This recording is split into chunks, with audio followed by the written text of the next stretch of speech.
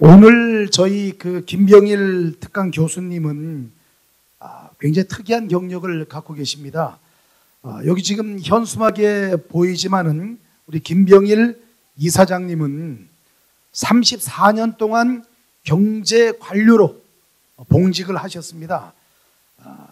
국가재정경제정책 추진에 참여하시면서 통계청장, 조달청장, 기획예산처 차관, 금융통화위원, 기획예산처 장관을 역임하고 2005년도에 공직에서 퇴임을 하시고 그 이후에 안동으로 내려오셔서 도산서원 선비문화수련원 이사장, 13년 넘게 퇴계 선생의 고향에서 선비문화원 이사장으로서 퇴계 선생의 학문과 철학과 그리고 퇴계 선생이 걸어온 길을 함께 연구하고 계십니다. 그 사이 한국국악진흥원 원장, 21세기 인문가치 포럼 조직위원장, 영남대학교 석좌교수 등을 겸하며 국학진흥과 인문가치 고양에 기여하고 계십니다.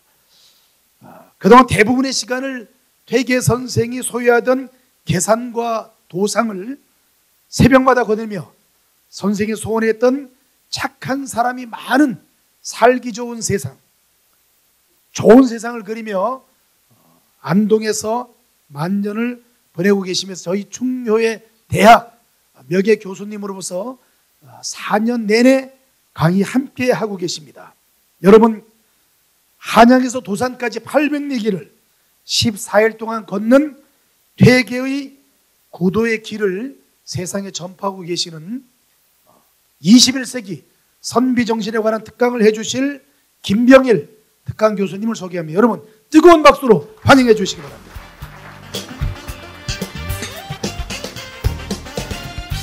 방금 과분한 소개를 받은 김병일입니다. 오늘 우리 충효회 실천본부에서 운영하는 제4기 충효회 대학에 들어오셔서 가득 자리를 메우신 여러분들 존경합니다. 이 낮에 바쁘게 일하시고 밤에 이렇게 공부하신다는 것도 훌륭하신데 그 공부도 요즘 사람들이 좀 멀리하는 충효에 여기 우리가 앞장서시기 위해서 이렇게 자리를 함께 하시다는 것은 정말 여러분 마음이 아주 맑고 깨끗한 그것을 제가 느낄 수가 있습니다. 그래서 그런지 저도 시간 전에 왔는데 벌써 이미 상당히 많이 자리를 메꾸고 계셨고 또 아까 우리 송채인 양이 연주를 할 때도 어느 소녀 에미그룹보다도 더 열심히 호응하는 걸 보면서 여러분 다시 한번 존경하게 됩니다. 여러분, 지금 충효회가 부족해서 지금 사회가 어떻게 되고 있습니까? 직장에는 없던 이런 갈등 저런 갈등이 치솟고 있습니다. 또 가정도 그 속에서 내가 온전치 못합니다. 그래서 저는 이 충효회는 사회를 위해서, 가정을 위해서, 우리 조직을 위해서 필요하지만 특히 내가 앞으로 존경받는 삶을 살기 위해서는 반드시 이 가치를 우리가 실천해야 된다. 이렇게 생각을 할 때 여러분들은 다른 분들보다 훨씬 먼저 깨닫고 참여를 하신다. 이렇게 볼 때 여러분들은 선각자라고 생각을 합니다. 사실 저는 연구한 사람이 아닙니다. 저는 전문 학자도 아닙니다. 그렇다고 해서 제가 안동 사람도 아니고 퇴계 선생과 무슨 직접적인 혈연 관계 있는 사람도 아닙니다. 어찌 하다 보니 공직께서 물러나서 이 퇴계 선생과 관련되는 그런 곳에서 이야기를 듣고 느끼다 보니까는 이것이 정말 필요하겠구나. 그래서 제가 현직에서는 경제 물질에 내가 좀 집중했다면은 앞으로 제 은퇴 후의 삶은 정신, 특히 이와 같은 우리 조상들의 훌륭한 유산을 널리 공유를 해야 되겠다 이렇게 생각을 하고 있던 차에 바로 우리 총재님 또 원장님께서 그 오지에 있는 안동에서도 한참 산속에 있는 도산에 있는 저를 이렇게 매번 불러주셔가지고 정말 감사하기 이를 바가 없습니다. 그러면 오늘 준비된 내용을 중심으로 여러분께 말씀을 드리도록 하겠습니다. 근데 제가 본래 이 전문 강사도 아닌데다가 60대 중반에 시작을 해갖고 70, 80 내일 모레인데 안 그래도 말이 점점 더 어눌해지는데 이 마스크까지 코로나 때문에 하고 나니까는 제가 하는 얘기를 저도 잘 못 알아듣겠어요. 여러분 양해해 주신다면 이건 벗어도 되겠습니까? 감사합니다. 감사합니다. 그래서 충효예를 실천하신 퇴계 선생을 우리가 배워서 바로 이 자리에 계신 여러분 한 분 한 분이 다 존경받는 위치에 가시기를 바라는 마음으로 제가 한번 정리해 봤습니다. 우리 도산서원 선비문화수련회는 바로 충과 효를 퇴계 선생한테 배우기 위해서 이와 같은 동상을 아침 저녁으로 우리가 뵙고 충효를 다진다. 그런 점에서 저는 여러분들과 몸은 떨어져 있지만은 마음으로 뜻을 같이 하는 동지다 이렇게 말씀을 드리면서 제 준비된 내용을 순서대로 말씀드리겠습니다. 그래서 순서는 바로 우리가 지금 겪고 있는 몸담고 있는 우리 사회의 민모습, 충효회가 아주 거의 말라가는 이 모습을 한번 본 다음에 이것을 바로잡기 위해서 선비 정신이 필요한데 우리가 잘 모르고 있어요. 그래서 조금 더 바르게 이해한 다음에 가장 이 선비 중에서 최고 선비라고 할 수 있는 퇴계 선생은 어떻게 살아가셨는지, 흔히 주향백리, 화향천리, 인향만리라고 합니다. 바로 퇴계 선생의 삶은 왜 지금 더 우리가 다가가면 다가갈수록 짙게 나타나는지 한번 살펴본 다음에 500년 전의 퇴계 선생의 삶이 바로 그 이후에 어떻게 이어져 내려오는지, 그리고 그 향기를 우리가 어떻게 그걸 체득해서 우리 것을 할지, 바로 실천을 하는 방안에 대해서 살펴보도록 하겠습니다. 자, 그러면 우리 사회의 민모습을 얘기할 때 흔히 물질적인 거하고 정신적인 거하고 양치배도로 나눠볼 수가 있습니다. 우리는 경제 발전을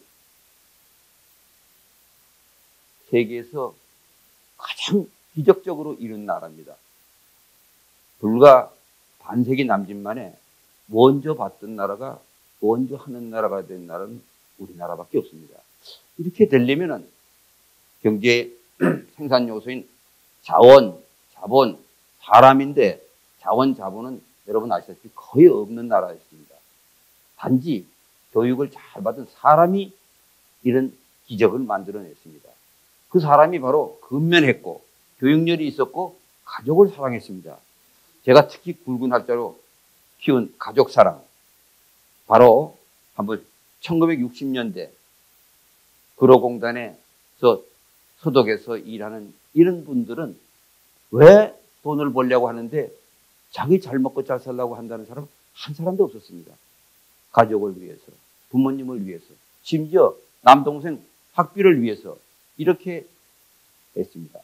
그러고 나서 10년쯤 뒤에 우리나라에 온 아놀드 토이베라는 세계 최고의 문명사학자가 깜짝 놀랐어요.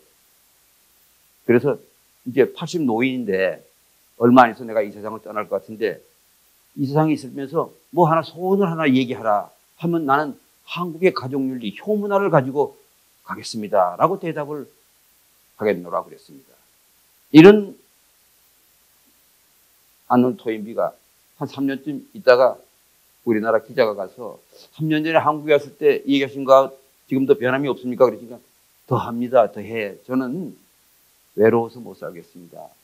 이렇게 얘기를 한 세계로부터 칭송받던 동방예의지국의 후예 정말 자랑스러운 우리의 비록 가난했지만은 오손도손 살아가던 우리가 지금 어떻게 됐습니까? 엄청나게 후퇴했죠. 부지런하게 일하는 것보다는 머리 두들고 자기 목 챙기는데 혈안이 돼 있어요. 교육열, 예나 지금이나 제일 높은데 옛날에 지덕체 교육은 어디든지 사라져버리고 이제 지식교육만 남아 있습니다. 가족사랑, 이건 말하기도 부끄러워요. 부모, 자식 간에도 형제 간에도 서로 이해타산 가지고 남남이 됩니다. 남남보다 더하죠. 그 결과 나라 전체도 어려움이 늘어나고 있습니다. 경제 발전의 원동력, 잠재 성장률이 계속 떨어지고 있습니다. 우리 사회는 반목과 갈등으로 심해지고 있습니다. 국민 한 사람 한 사람의 삶의 질도 후퇴하고 있어요. 가장 행복하지 못한 사람이 택하는 게 자살입니다. 자살률이 OECD 국가 중에서 38나라 중에서 우리가 지금 계속해서 1위를 유지하고 있습니다. 특히 더 한심하게 생각되는 것은 세대별로 자살률 볼 것 같으면 나이를 먹은 노인들의 자살률이 훨씬 더 젊은이 자살률보다 높습니다. 신문에는 젊은이 자살률만 나오죠. 왜? 기자들이 젊은 사람들이거든요. 늙어서 죽을 때 되면은 뭐 병으로 죽었건 죽기 싫어서 살기 싫어서 죽었건 그 사람들한테 별 관심이 없는데 이거야말로 정말로 우리 모두가 안게 되는 재앙 아닙니까? 지금 80대 노인 몇 년 후에 저희 세대의 자살률이고 높아진다는 거고 앞으로 20년 후, 30년 후 바로 이 자리에 계신 여러분들의 사망률이 그만큼 높아진다는 겁니다. 자살률이. 그거를 단절하지만 않으면 안 되기 때문에 이걸 막기 위해서 한번 살펴보면은 자살한 노인은 대답하지 못하니까 자살할 가능성이 있는 노인, 학대받는다고 하는 노인한테 누가 가해하느냐 했더니 이렇게 답이 나왔습니다. 저 뒤에 보이십니까? 잘 안 보이죠? 예. 가족이 4분의 3이 넘고, 4분의 3이 넘고, 아들이라고 대답한 사람들이 3분의 1이 넘습니다. 가해 장소를 물어보니까 거의 90%가 가정이라고 얘기했습니다. 가정에서 누가 학대하겠습니까? 이거 고치지 않으면 밥을 먹어 뭐라고 이쁜 옷 입어서 뭐 합니까? 바로 근본 원인은 저밖에 몰라요. 돈밖에 몰라요. 이거 안 되죠. 그래서 이거를 치유를 해야 됩니다. 저는 바로 인성교육이 사라졌기 때문에 생각합니다. 모든 일은 사람이 해냅니다. 근데 사람의 인물도 잘생기고 키도 커지고 아주 멋있어졌는데 가치관이 아주 잘못됐어요. 가치관은 바로 교육의 차이에서 발생했습니다. 교육의 내용과 방법이 아주 달라졌어요. 조기 교육은 예나 지금이나 시키는데 옛날에는 바로 무릎 교육, 밥상머리 교육이 이루어졌어요. 이게 뭐죠? 형제는 물론이고 사촌, 오촌 조카, 이모, 고모 이런 적게는 일개 분대, 많게는 일개 소대가 할머니 앞에 모여서 무릎 교육, 밥상머리 교육을 배웠습니다. 잘할 수가 없죠. 한번 가르쳐줬다고 그래가지고. 잘못하면은 자기가 알아가지고 형님이나 누님이나 고모한테 이쁜 행동해가지고 배워갔던 겁니다. 바로 더불어 살아가는 지혜를 배우는 인간 초급학교였습니다. 이 학교를 나왔기 때문에 어려서는 사랑을 받고 커서는 존경을 받았습니다. 삶은 화목했고 본인은 아주 행복하게 살아갔습니다. 지금은 공교육, 사교육 학교 없이 전부 지식교육 일변도입니다. 1등 하라, 이겨라. 이거 필요합니다. 왜 그러냐면 지금 같은 취업난에 AI까지 덤벼드니까는 부디 우리 자식들의 몸 가치가 높아져야죠. 당연한데 문제는 요거만 시키고 요걸 안 시키기 때문이에요. 요거만 시키고 요걸 안 시키면 저밖에 몰라요. 다른 사람하고 관계가 악화돼요. 아이 입장에서 제일 가까운 다른 사람이 누구죠? 어떤 사람은 말이지 친구, 뭐 선생님 뭐 이런데 아니야. 엄마야 엄마. 엄마한테 불효를 하기 시작하는 거예요. 연령별로 특징을 나타내면서 바로 이런 타인과의 관계의 악화, 이것이 불화와 불행의 길로 접어드는 것이다. 그래서 불행한 사람이 많은 사회, 이것은 모두에게 닥친 재앙이니까 미리미리 우리가 이걸 고쳐야 된다. 특히 포커스를 어른에 한번 맞춰보겠습니다. 지금 인성교육 이 책임은 누가 있을까요? 저는 아이들은 보는 대로 배웁니다. 말해서 안 됩니다. 책 봐서 이해하기에는 상당히 커서나 가능합니다. 태어날 때 아무것도 모르는 아이들이 자라면서 어른의 모습을 보고 거기서 배웁니다. 어른은 무엇을 보여주는가? 그동안에 지식, 공부 잘해라, 돈 많이 벌어라, 성공해라, 이걸 지나치게 강조한 건 아닌지, 그 속에 인성이라는 것은 그야말로 아이들의 머릿속에 어떻게 투영되어 있는지, 이렇게 된 책임은 바로 저는 어른, 집에서는 부모님, 사회에서는 윗사람, 학교에서는 선생님 등등에게 있다. 공자 이런 말씀을 했습니다. 자솔이정이면, 리더가 바르게 이끌 것 같으면 습관부정이되어 누가 감히 바르지 않을 수 있으리요. 이제 리더가 리더십을 회복하는 길은 바로 아랫사람에게 좋은 본을 보이는 길밖에 없습니다. 바로 좋은 본을 보이는 길이 이게 참 선비가 간 길입니다. 그러려면은 공부를 해야 됩니다. 공부는 정치학, 무슨 건축학, 의학 이런 공부가 아니고 위기지향, 자기 자신을 위한 인격 수양의 공부, 쉽게 말해 도덕 윤리 공부부터 시작을 해야 합니다. 저는 충효의 대학에 지금 계신 여러분들 정말 자랑스럽습니다. 각자 여러분 하면 자랑스러운데 어떻게 하시겠습니까? 한번 박수 한번 치세요. 예, 감사합니다. 이러한 효과가 나타나는 데는 시간이 걸려요. 시간이 걸려요. 그래서 그렇다고 해가지고 말로 가르쳐서는 안 됩니다. 말로 가르치면 대들어요. 그래서 말로 가르치지 말고 이 몸으로 가르쳐야 되는데, 이건 좀 뭐 적을까 말까 하다가 제가 적었는데, 예를 들면 도산서원 조금 먼 거리에 있습니다만 이거 주말에 서원에 오면은 우리가 무료 해설을 해드립니다. 1시간 정도. 그 다음에 조금 하루 정도는 체제하겠다, 1박 2일 하겠다 그러면 하루 같은 경우는 아이 10,000원, 어른 20,000원 점심값, 점심 드리면서 1박 2일은 4끼 드리면서 아이 30,000원, 어른 50,000원 그렇게 실비에 한 3분의 1 정도 받습니다. 나머지는 나라에서 지원을 받아서 합니다. 우스개로 한번 말씀드렸고, 이거 이외에도 좋은 체험을 여러분들께서 하시면서 아이들이 느끼도록 해야 됩니다. 그러면 왜 이 시대에 선비정신인가?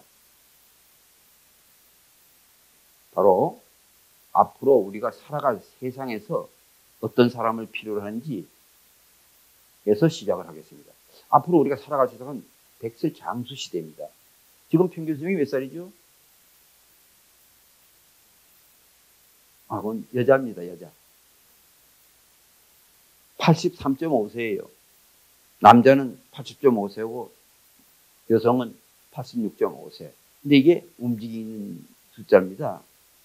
제가 공무원 시작하던 지금부터 52년 전에는 60세였어요. 계속 늘어나고 있습니다.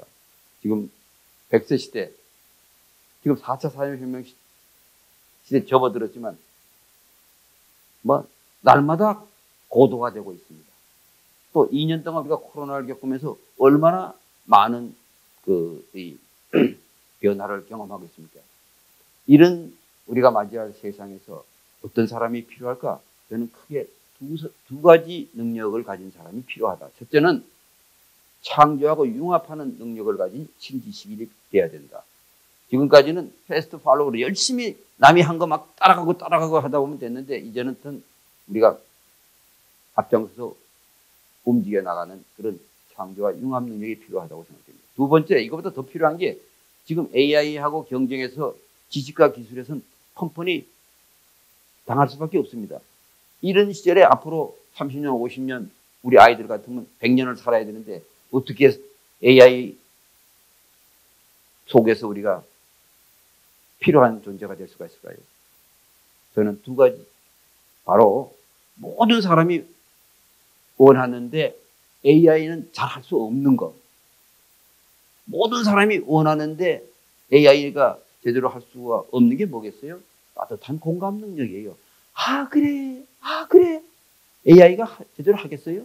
제가 몸이 좀 아픈데 누가 와가지고 아이고 무리했어. 이제 조금 좀 쉬세요. 하고 이렇게 할 때 제가 피로가 싹 풀리지. AI가 와서 이 사장님 나이에 비해서 너무 많이 움직입니다. 아이고 아이고 아이고.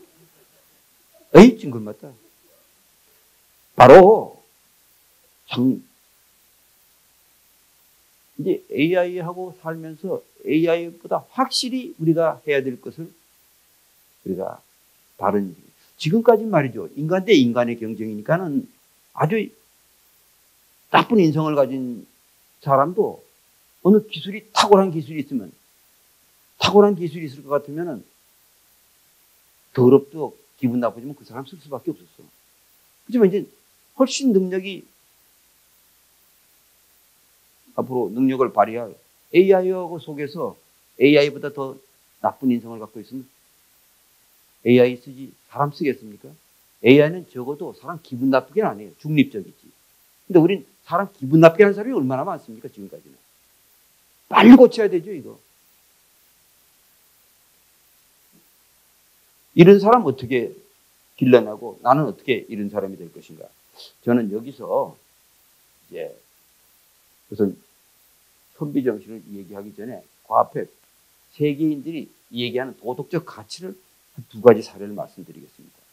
첫째, 노벨 과학부문 수상자들, 평화상, 문학상 빼고 과학부문 수상자들이 1988년도 이해 서울 올림픽 있던 해에 지구 반대편 프랑스 파리에서 모였어요.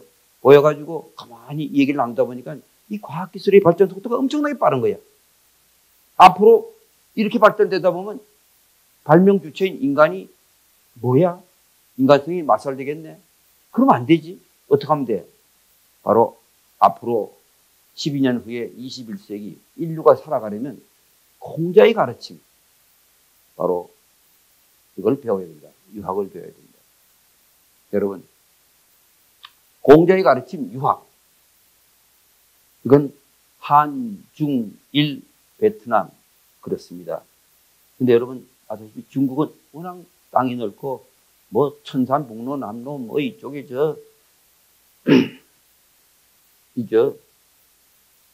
이런 항로 저런 문명권이 뻔질나게 들어왔던 곳입니다. 유학이 오랜 기간 지배력을 행사하지 못했습니다. 일본은 지배자가 바로 사무라이입니다. 여차하면 결국은 이 칼로 승부하는 세계에서 유학은 그들의 교양 과목에 불과했어요. 베트남은 제가 문명에 가보니까요, 양쪽 그 회랑에 쫙 비석이 있는데 그 비석에 가만히 가서 보니까 매년도 과거 그 출제한 과거 합격자 명단이에요. 출세의 수단이었던 겁니다. 우리나라 유학자만이 평생 공부하고 그것을 실천하려고 노력을 했던 대표적인 국가였습니다. 그래서 우리나라 유학자를 우리는 선비라고 합니다. 선비란 말은 중국도 없고 일본도 없습니다. 이건 순수한 우리말인데 우리나라 유학자를 우리가 선비라고 부르는데 공자, 이제 노벨 과학부 수상자들이 공자의 가르침을 배워야 된다 하는 것은 가장 그 에센스가 한국의 선비 정신을 배우는 거다. 저는 이렇게 해석을 합니다. 무리가 없겠습니까? 감사합니다. 여러분, 그런데 중요한 것은 이 노벨 과학부 수상자들이 백인이었겠어요? 황인종, 흑인이었겠어요? 공부 안 해서 몰라요? 오늘 번째 아니에요? 1988년까지 노벨 과학부 수상자는 거의가 백인 아닙니까? 이 사람들이 종교가 크리스찬이겠어요? 아니면 불교도 우리 유교였겠어요? 전부 다 크리스찬이에요. 그러니까 대부분의 백인 크리스찬이 공자의 가르침을 배워야 된다. 왜? 공자의 가르침은 바로 어질게 살아가려는 거예요. 사람을 아주 어질게 대하라는 거예요. 항상 사람이 모든 의사결정이 중앙에 있었어요. 인본주의가. 또 하나 예를 들어보겠습니다. 바로 유네스코에서 UN 교육과학문화기구에서 한국에서 온 9군데를 세계 문화유산으로 지금부터 3년 전에 등재를 했어요. 뭐라고 하면서 등재를 했냐? 탁월한 보편적 가치가 있다고. 탁월한이라는 것은 다른 나라에는 없고 우리나라에만 있다는 거고, 보편적 가치라는 것은 동서고금을 막론하고 어느 때 어느 곳에든지 다 본받아야 될 그런 가치라는 거예요. 왜? 바로 서원은 민간이 설립한 사립학교입니다. 왜 민간에서 공립학교가 전국 방방곡곡에 다 있었잖아요. 향교가 다 있었음에도 불구하고, 중앙에 성균관에 있었음에도 불구하고 왜 조선의 이 지도자들이 사립학교를 만들었냐? 공립학교는 선생이나 학생들이나 전부 출세하려고 그러고, 다운타운에 있으니까 술이나 마시려고 그러고, 이렇게 해서 이걸 고치려고 하니까 안 고치는 거예요. 그런데 나라가 발전하려면 백성이 편안해야 돼요. 백성이 편안하려면 백성이 착해야 돼요. 백성이 착하려면 어떻게 돼요? 누군가가 훌륭한 삶을 살면서 솔선수범을 하면서 이끌어 나가야 돼요. 솔선수범을 하는 그런 참 지도자, 선비를 길러내기 위해서는 그런 다운타운에 있는 술집 근방에 있는 향교가 아니고 바로 산자수명한 정말 그 자연과 그 속에 살아간 우리의 선배 최고의 학자들의 정신을 우리가 본받으면서 인격 수양을 하자 하는 그런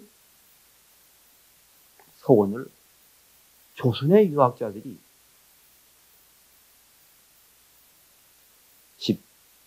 16세기 중반부터 17세기 중반까지 100년 동안에 수많은 서원을 만드는데, 그 중에 대표적인 서원 9군데를 이번에 세계 유산으로 지정했습니다.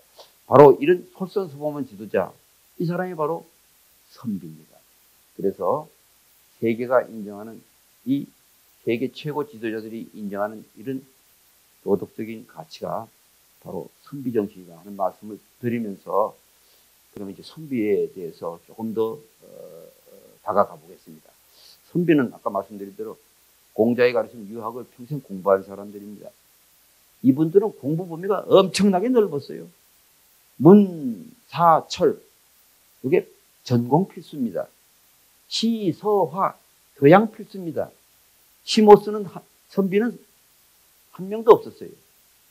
정경사, 이거는 내가 공부한 다음에 세상을 이롭게 하기 위해서 사회에 나가서 이 백성을 편안하게 하려면 정치, 경제, 사회, 이런 사회학을 해야 돼요. 그리고 아주 특출난 과학자, 유학자들은 이런 병도 고치고 천문도 관측하는 이런 공부 범위가 무척 넓었다. 도산서원에 한번 오시면 세계 선생의 유물 전시관에서 여러분 이거 다 확인하실 수가 있습니다. 스스로 융합 능력이 탁월했던 겁니다. 그거보다 더 우리가 귀담아야 될 것은, 이분들은 공부한 것을 반드시 실천을 했어요. 이 점에서 오늘날의 지식인, 실천과 유리된 삶을 사는 지식인과는 아주 현격하게 차이가 납니다. 그런데도 불구하고 왜 우리가 그동안에 선비에서 제대로 몰랐느냐?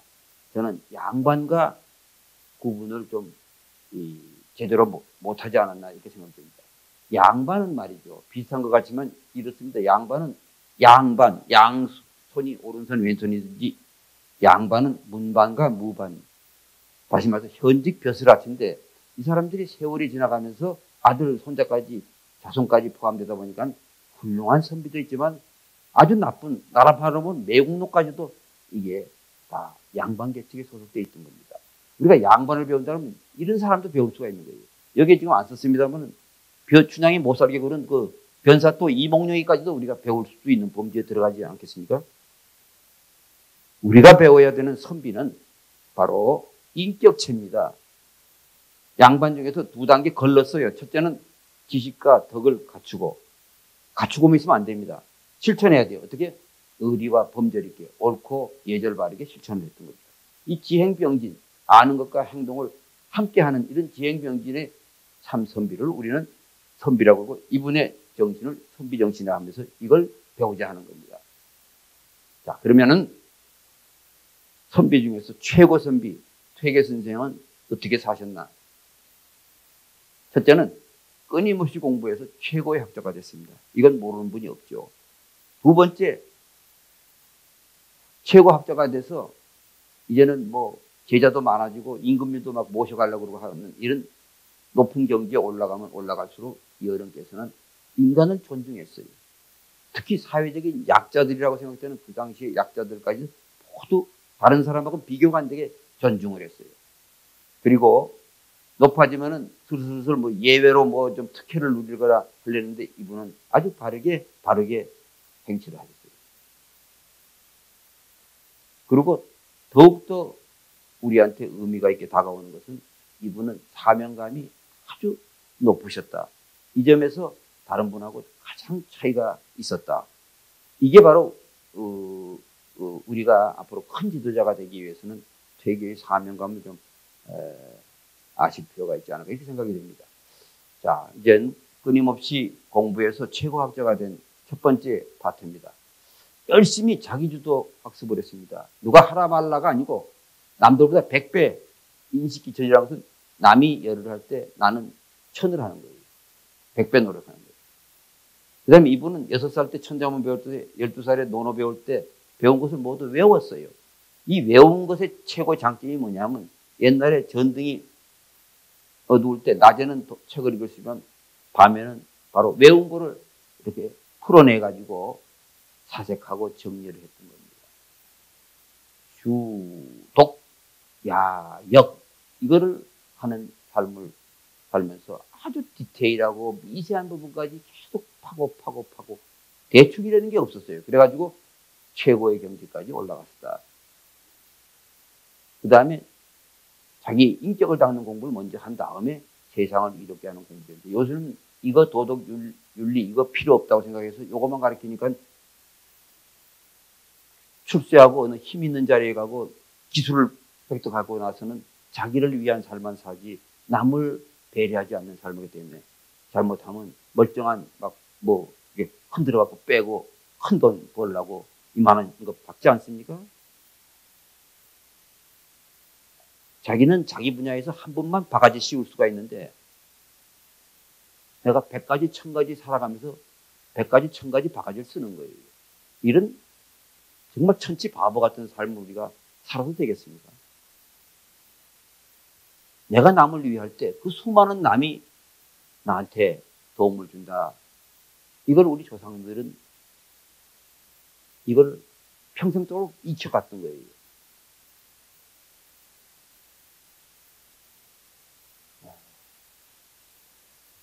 우리 조상들은 우리가 가지고 있는 마음이 원래 하늘로부터 부여받은 착한 마음인데 이 착한 마음을 보존을 해야 된다.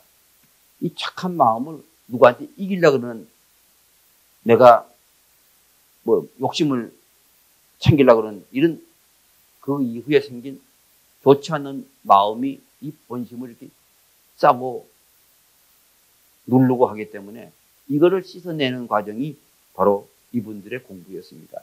하늘에서 부여받은 착한 본성을 나도 받았지만 여러분도 가지셨고 우리만 가진 게 아니라 저 부산 시내에 우리 저 대구에 계신 분들도 다 그렇게 받았기 때문에 우리는 모두가 다 만인은 나의 형제고 또 우리만 짐승도 하늘서부터 초목도 하늘로부터 다 나름대로 부여받았어요. 100년 전의 나무나 지금 나무나 똑같이 자라고 있습니다. 바로 만물은 그래서 나의 이웃이다. 이렇게 생각하고 살아가는데 호들갑 떨면서 탄소 중립 지금 할 필요가 있겠습니까? 이분들이? 이제 공부를 하셔가지고 최고 경지에 간 거에 이어서 이분은 높아질수록 인간을 존중하고 바른 생활을 한 두 번째 파트를 말씀드리겠습니다. 퇴계 선생은 남성이고 하기 때문에 이분이 갑이고 이 가족들 특히 여인들이 이제 을이었는데 500년 전에 갑이 을을 대하는 걸 제가 500년 후에 제가 도산에 와서 들으면서 저는 정말 깜짝 놀랐어요. 퇴계 선생이 두 번째 부인이 아주 정신이 온전치 못해가지고 사고를 엄청 쳤어요. 퇴계 선생 입장을 굉장히 곤란하게 만들었어요. 제가 보기에. 가장 성스러운 자리가 제사상 차릴 때 실수로 또르륵 하고 밤이 떨어졌다 하는 게 조마을에서는 밤 버전. 그 밤을 입에 넣다가 걸려가지고 위에 동서들한테 혼나는 걸 보고 퇴계 선생이 들어가셔서 교수님들 제가 잘 타일르겠습니다. 그리고 손붙들고 나와서 왜 그랬어요? 묻고 싶었어요. 드세요. 그 대신에 다음 서부터는 나한테 얘기하세요.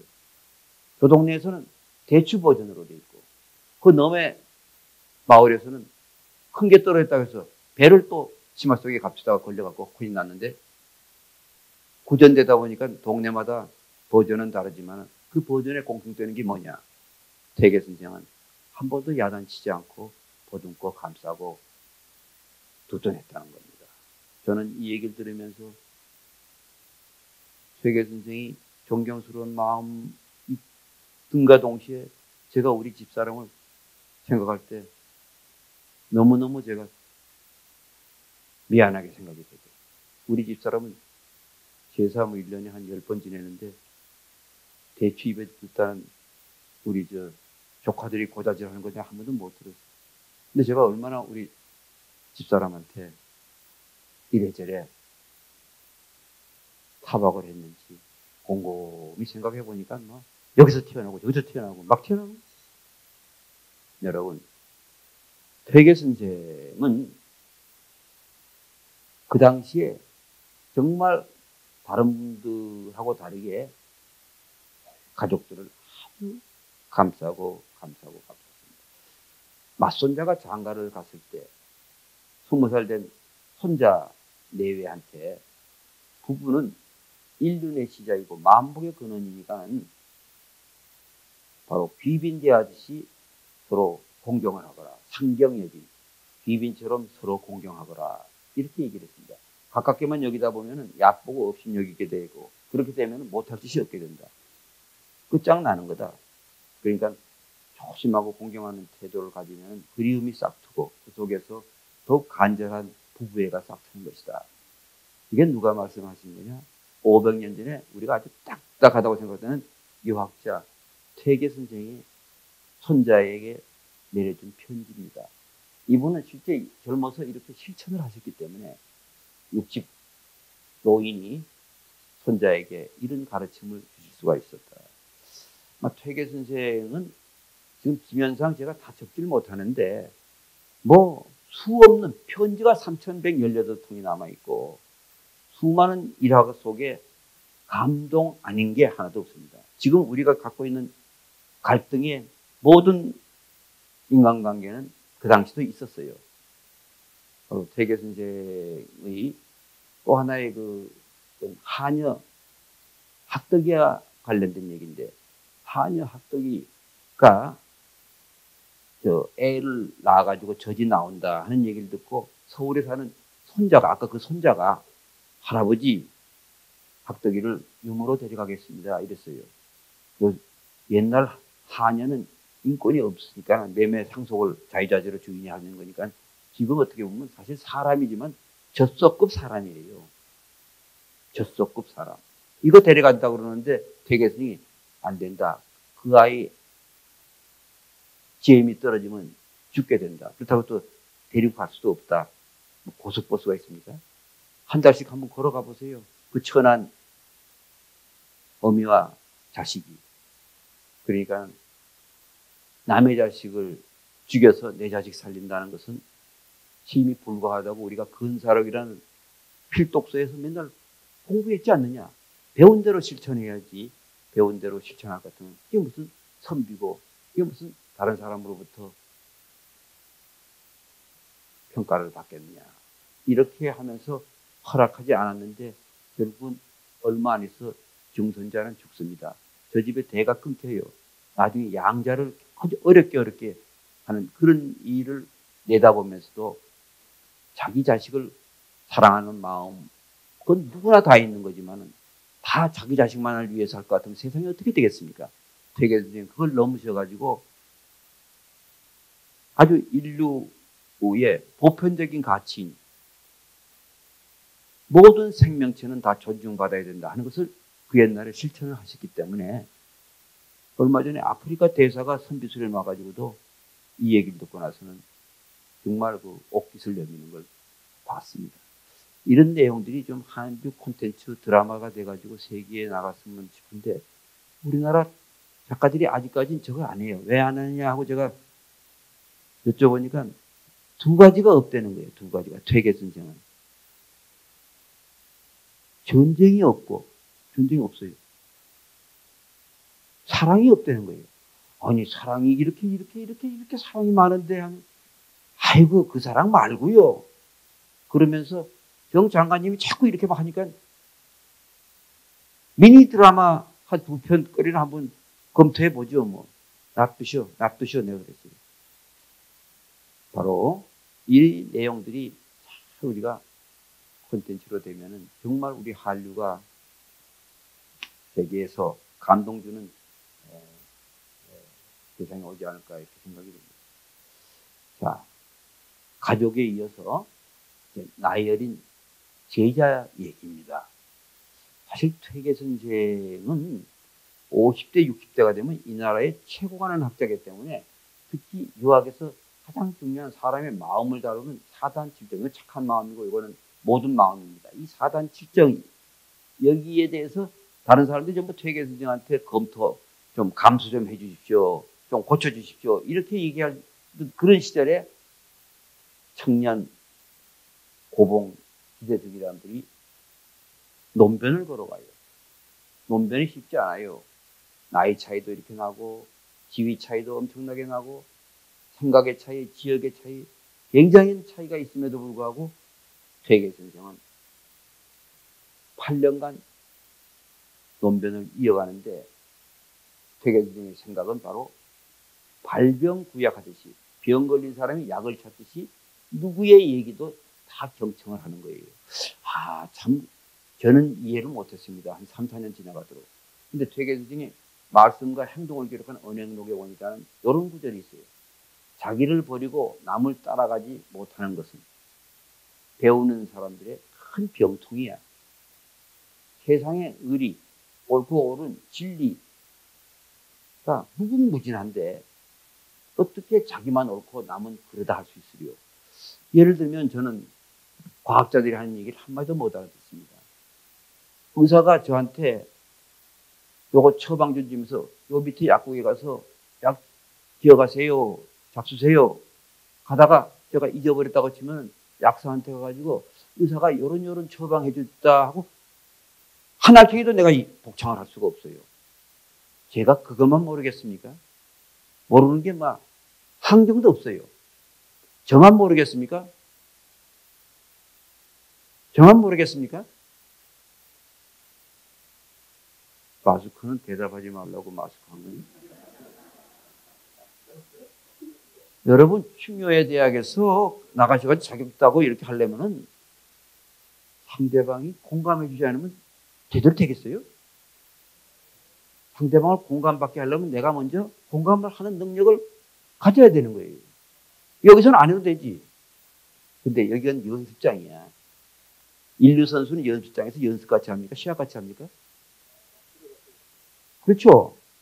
삼류 선수는 엔트리에 들락날락거리는 삼류 선수는 연습할 때 연습같이 해요. 여러분 여기서 연습장에서 인류 선수같이 해야 되지 않겠어요?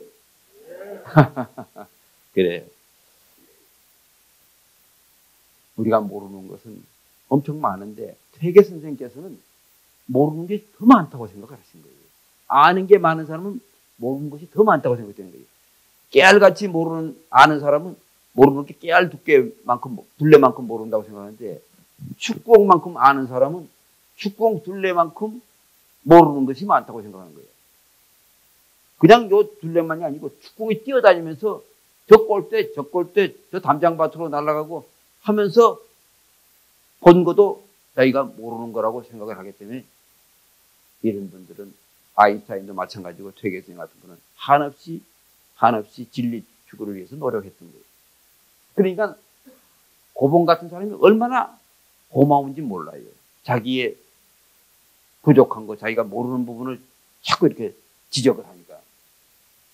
그 퇴계 선생은 첫 번째 26살이나 나이 어린 젊은 고봉한테 이렇게 편지를 보냅니다. 그대의 사단 집정에 대한 논박을 듣고 제가 전에 말한 것이 더욱 잘못되었음을 알았습니다. 처음 만나면서 견문이 좁은 제가 박학한 그대에게서 많은 것을 가르침을 받았습니다. 머리를 숙입니다.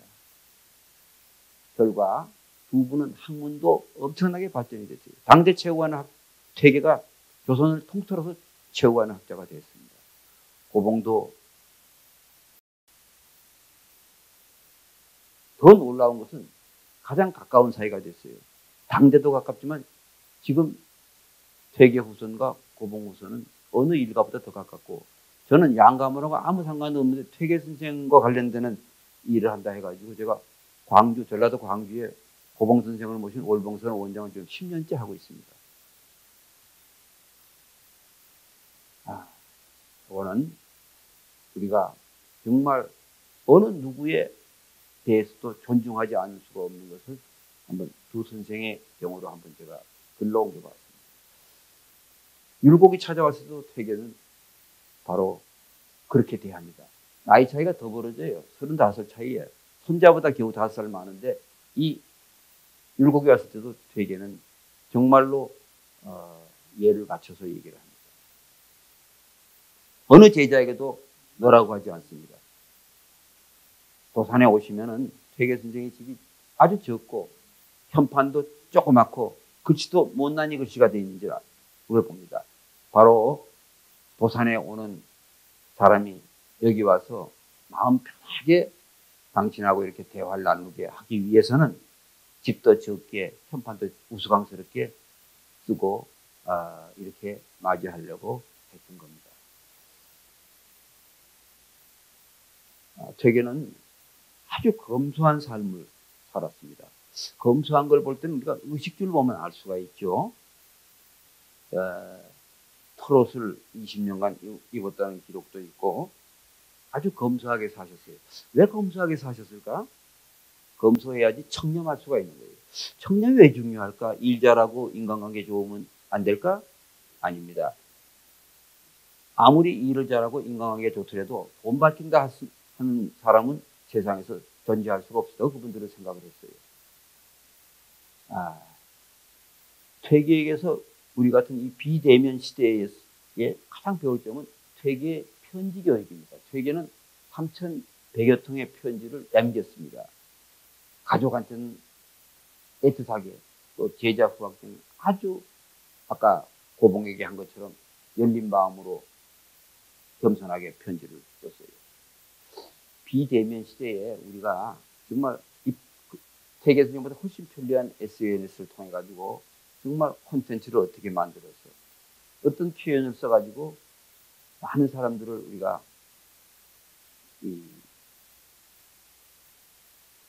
진정으로 다가갈 때 모든 사람들이 전부 나의 도우미가 되어버리라고 생각됩니다. 퇴계는 아주 사명감이 있었어요. 벼슬보다 더 소중한 가치가 있었어요. 그건 바로 이 세상에 착한 사람이 많아지는 것이었어요. 그 당시뿐만 아니라 그 이후 우리들까지도 착한 사람이 많아지기 위해서 이분은 노력을 하셨어요. 그래서 벼슬을 물러나서 서당에서 연구하고 저술하고 후학을 양성했어요. 그 당시 공부하는 수단이 문자가 한문이었습니다.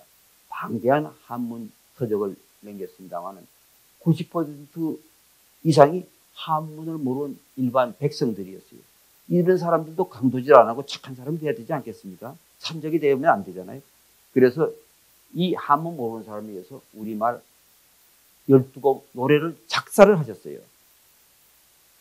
그래서 나는 작곡 능력이 없으니까 누군가가 작곡해가지고 글 모르는 사람이 노래 부르고 춤을 추면은 참 착한 사람이 됐는데 많이 도움이 될 것 같다. 이렇게 희망을 피력하셨는데 지금부터 4년 전에 알코올 중독자를 치료하는 의사가 작곡을 했어요.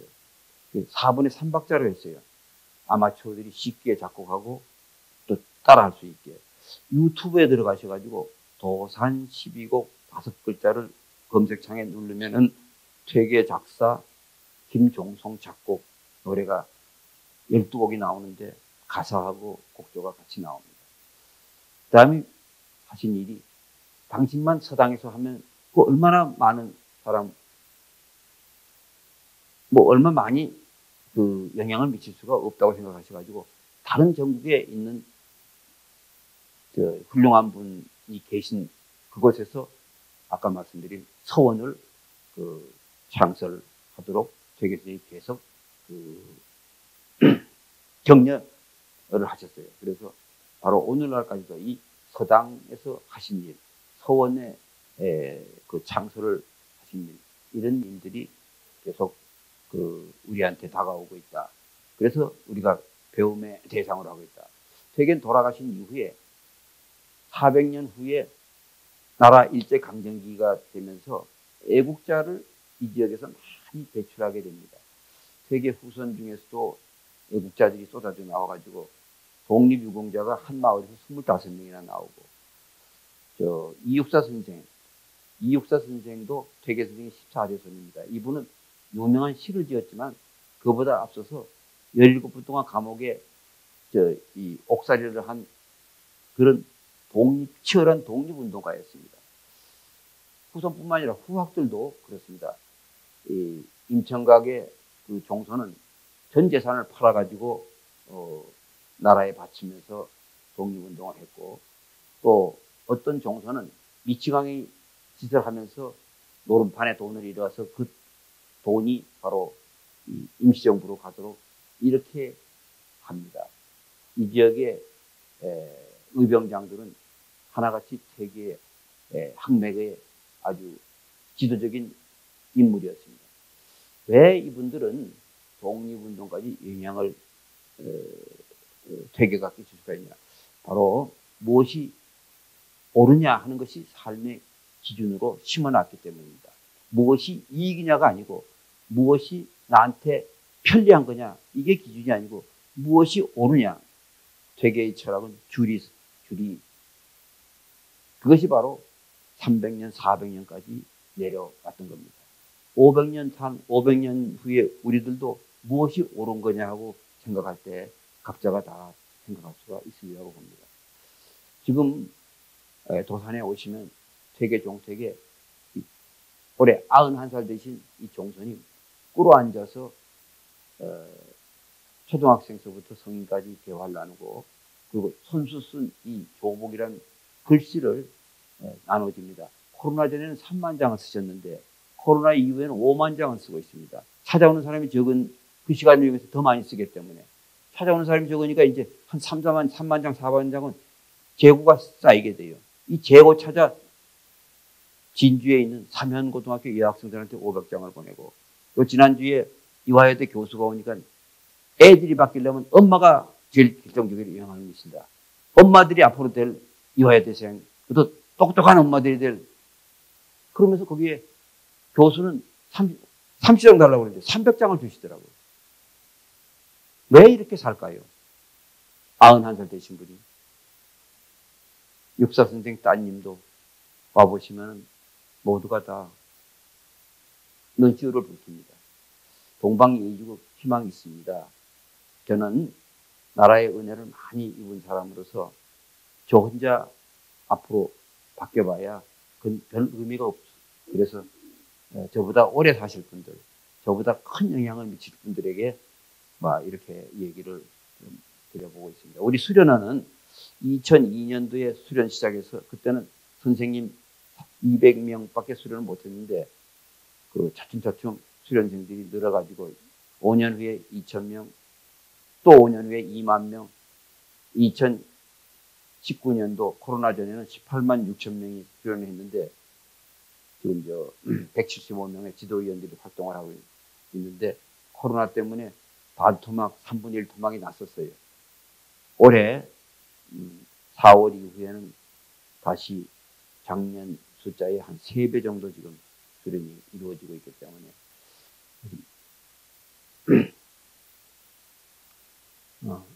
더욱더 노력을 하려고 하고 있습니다. 세계선생은 남들이 다 나아가려고 할 때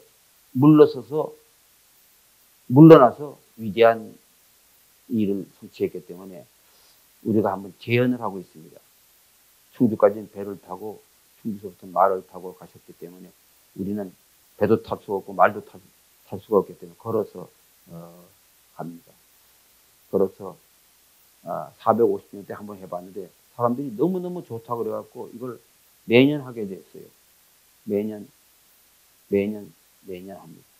그리고 또 언제든지 갈 수 있게 이 책을 만들어서 이 책을 읽고 이 코스로 가면은 누구든지 다 센티아고 순례길 못지않은 우리의 구도의 길에서 어떻게 살아가는 것이 바람직한가를 생각하게 됩니다. 이제 마지막 구슬 서말이라도 꿰어보렵니다. 실천을 해야 됩니다. 중요의 실천, 바로 100마디 말보다는 몸으로 실천하는 것입니다. 내 몸이 바르면 명령 안 하더라도 행동을 하는데 내 몸이 바르지 않을 것 같으면 아무리 명령해도 따라하지 않습니다. 몸으로 가르치면 모두가 다 따르는데 말로 이래라 저래라고 가르치면 동사, 재판 건다, 대든다. 그래서 수신제가 치국으로 우리가 실천을 해야 된다. 수신은 바로 지금 여러분 중에 한 분도 예외 없이 지금 여기에 집중하고 계시는 바로 이런 삶을 지금같이 계속 하셔야 됩니다.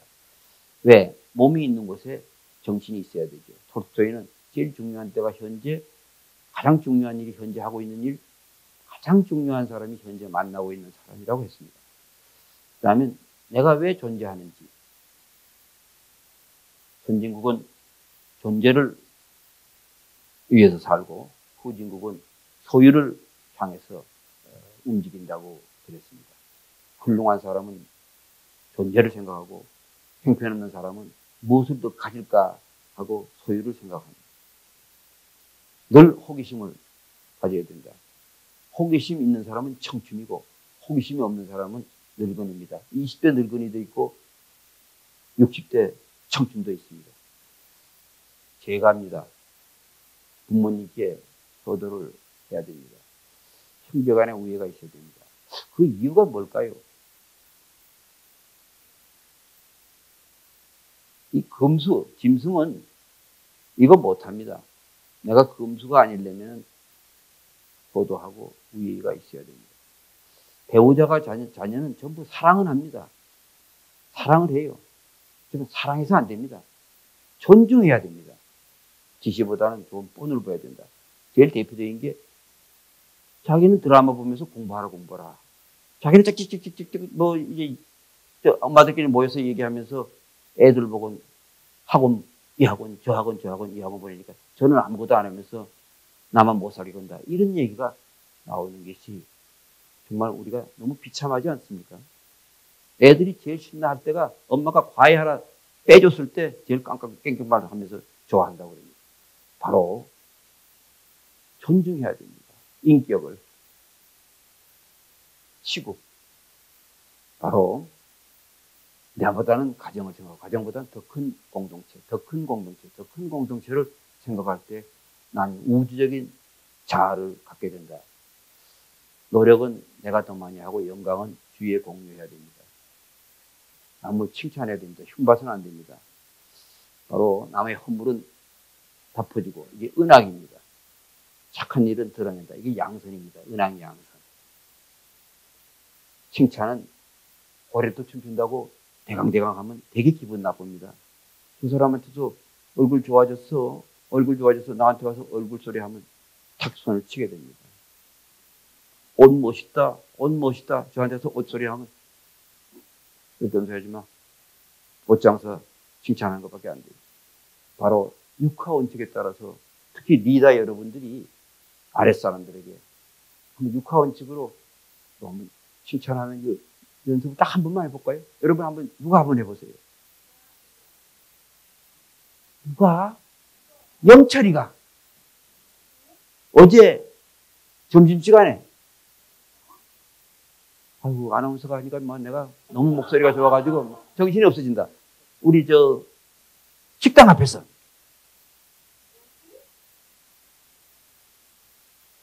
철수가 넘어져갖고 다쳐서 막 이렇게 피를 흘려서 걔를 이렇게 업고서 둘쳐업고서 양호실에 막 가더라. 그러면서 얘야 나는 이제 양호실에 가서 할 테니까 너들 먼저 먹어.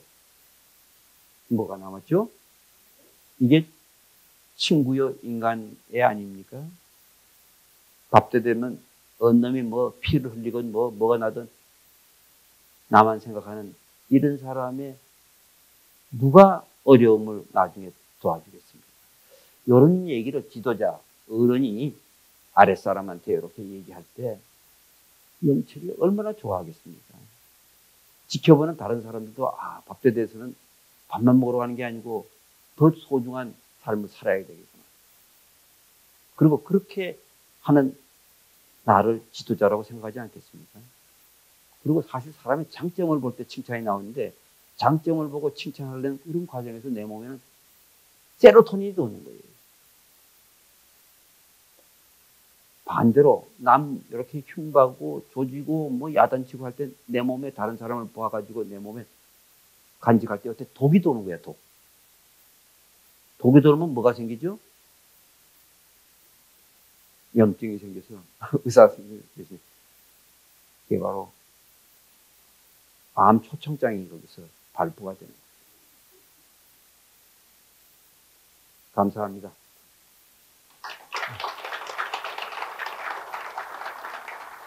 이건 명령 지시 말로 따지지 말고 이렇게 바르게 실천하면 모든 일이 다 이루어진다는 겁니다.